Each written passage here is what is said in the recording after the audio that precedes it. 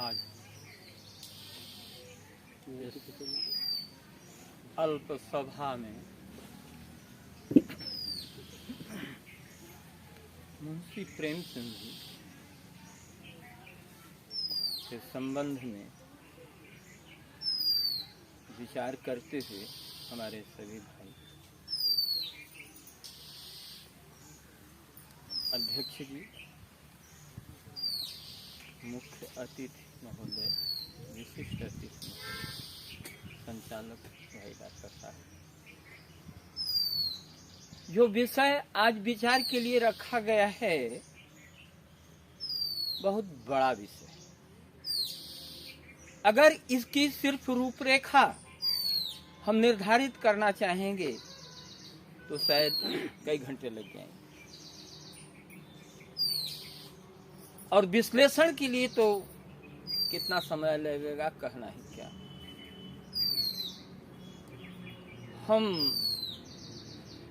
यूं तो भाई राजदेव जी ने समग्र रूप में बहुत सारी बातों को रख दिया, डॉक्टर साहब ने सारांश भी रख दिया। व्यक्ति का विकास, व्यक्तित्व का विकास, नैतिकता का विकास, यह कहीं कुछ देखने को मिल नहीं रहा। कुछ न कुछ ह्रास ही हुआ होगा। संसाधनों का विकास तो हुआ है। मैं सोच रहा हूं कि मुंशी प्रेमचंद जी साहित्यकार थे और उनका साहित्य कालजयी साहित्य है, तो क्यों न हम साहित्यिक विकास पर ही मुंशी प्रेमचंद जी के समय के साहित्य और वर्तमान साहित्य को लेकर इस पर ही कुछ चर्चा कर लें। अगर अच्छा हो तो हम अपनी बात आगे बढ़ाएं। राजनीतिक परिवेश में बहुत कुछ कहना, लगातार लोग कह रहे हैं, एक दूसरे को कोस रहे हैं, लेकिन परिणाम कुछ निकल नहीं पा रहा है। मैं साहित्य की बात कर रहा हूं। मुंशी प्रेमचंद जी के पहले चाहे वो रामायण और महाभारत काल रहा हो, वीरगाथा काल रहा हो, रीति काल रहा हो, साहित्य की एक अलग विधा थी।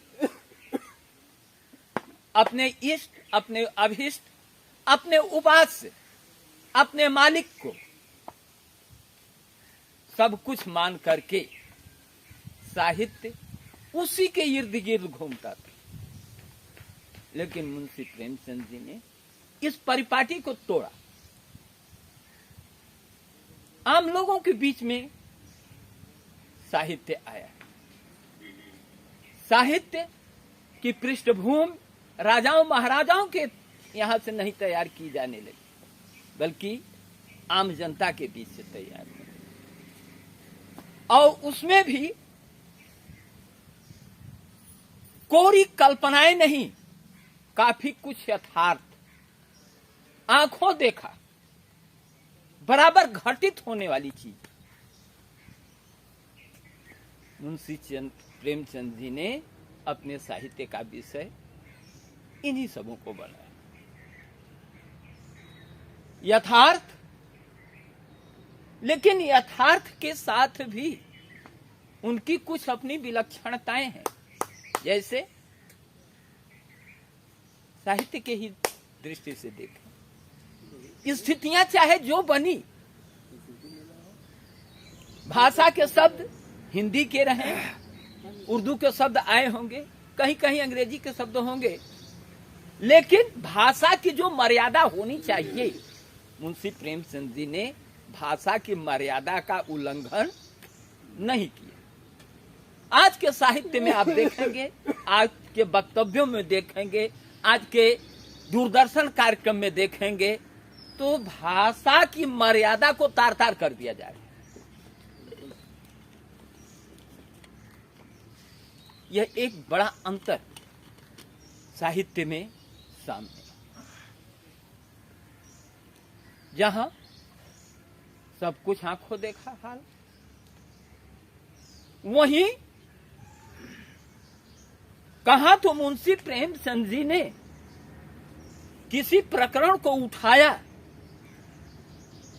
घटनाएं कहीं भी घूमती रही, लेकिन उसका अंत सकारात्मक बिंदु पर ले जाकर करने का प्रयास किया मुंशी प्रेमचंद। बहुत कम कहानियां होंगी जो नकारात्मक बिंदु पर छूटी।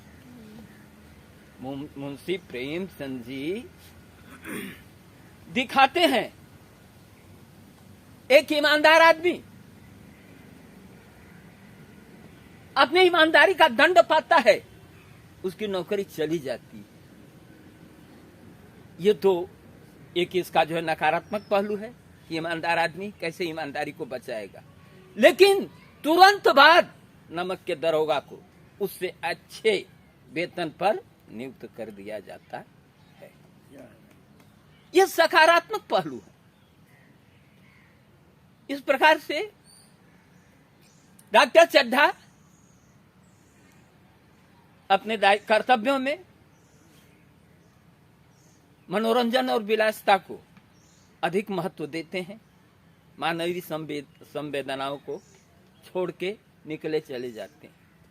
उनके उस कारनामे का दंड भी हमारे जो है धार्मिक ग्रंथों की तरफ से अगले जन्म में नहीं मिलता है। कुछ ही दिन के बाद उसके बच्चे को भी सांप काटता है और उनको पता चल जाता है कि पुत्र संवेदना क्या होती। अलगू चौधरी अपने सगे मित्र से जिरह करते हैं, सच्चाई उगलवाते हैं। पंचायत की गरिमा है, फैसला न्याय के पक्ष में होता है। बदला लेने का अवसर बहुत दिन बाद नहीं आता है, कुछ दिन के बाद ही आ जाता है। ईंट का जवाब पत्थर से दिया जा सकता था, लेकिन सकारात्मक पहलू यह है कि बदले की भावना भूल जाती है और पंचायत की, सरपंच की गरिमा एकदम हावी हो जाती है और न्याय होता है, अन्याय नहीं होता है। ये सब मुंशी प्रेमचंद जी के साहित्य के सकारात्मक पहलू हैं, यथार्थ के साथ। विलक्षणताओं पर चर्चा हम कभी कर चुके हैं। विलक्षणताओं को देखते हैं, परखते हैं, निकालते हैं। कभी कभी लगता है कि ये विलक्षणताएं कहीं काल्पनिक तो नहीं है, लेकिन आज भी कुछ ऐसा घटित होता हुआ कभी कभी मिल जाता है तो मान लिया जाता है मुंशी प्रेमचंद जी ने जो लिखा है वो देखकर ही लिखा है। लेकिन अब देखिए, कहां तो मुंशी प्रेमचंद जी का ये साहित्य और कहां साहित्य में अपराध का साहित्य आकर के जुड़ गया।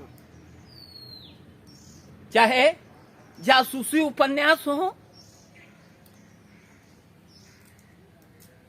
चाहे फिल्मी उपन्यास, क्या कहते हैं उसको जो होता है, हाँ, चाहे वो उपन्यास हो या मनोहर कहानियां, सच्ची कहानियां जैसी पत्रिकाएं हो,